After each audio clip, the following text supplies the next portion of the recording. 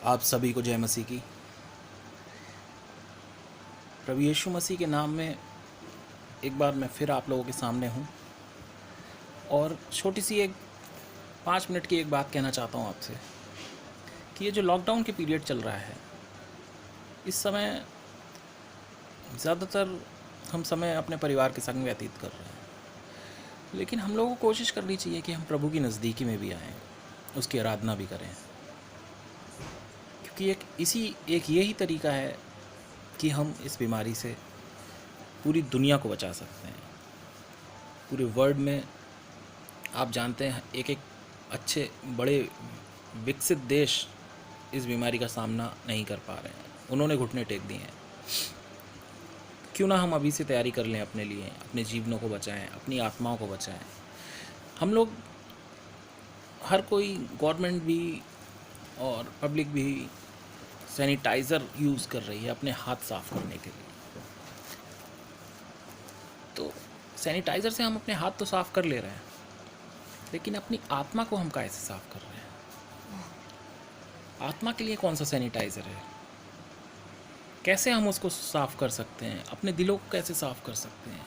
वो कौन सा सैनिटाइज़र है सैनिटाइज़र वो हमारे पास पवित्र शास्त्र, हमारा बाइबल एक ऐसा सैनिटाइज़र है जिससे हम अपने पापों को धो सकते हैं, अपने दिल को साफ़ कर सकते हैं, अपनी आत्मा को शुद्ध कर सकते हैं। तो क्यों ना हम लोग अब प्रभु की शरण में आएँ, बाइबल को पढ़ें, अपने गुनाहों को मानें और प्रायश्चित करें। वो हमें माफ़ करेगा। बड़ी बड़ी बीमारियों से बचाया है उसने, अंधों को आंखें दी हैं, लंगड़ों को चलाया है उसने। वो परमेश्वर इस छोटी सी बीमारी से हम सबको बचा लेगा।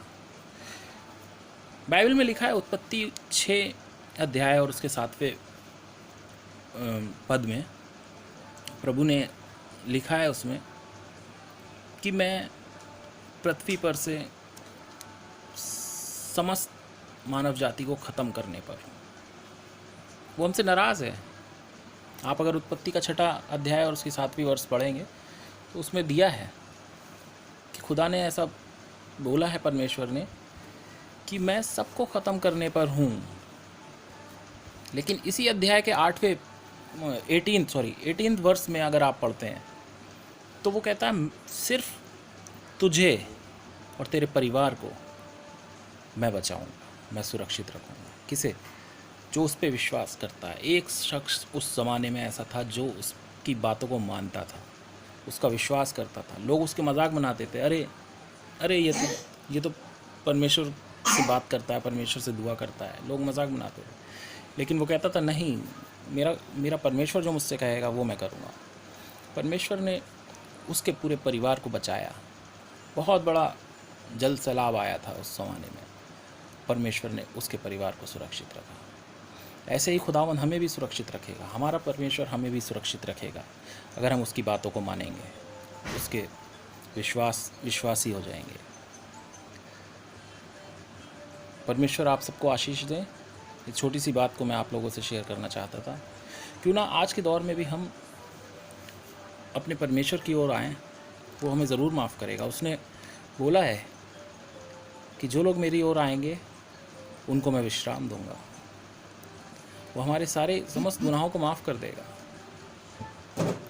जब प्रभु यीशु मसीह को क्रूस पे चढ़ाया गया था तो उनके साथ में 2 पापी लोग भी थे, जिसमें से एक ने उन पे विश्वास किया और प्रभु यीशु मसीह ने बोला कि तू आज ही मेरे संग स्वर्ग लोक में होगा।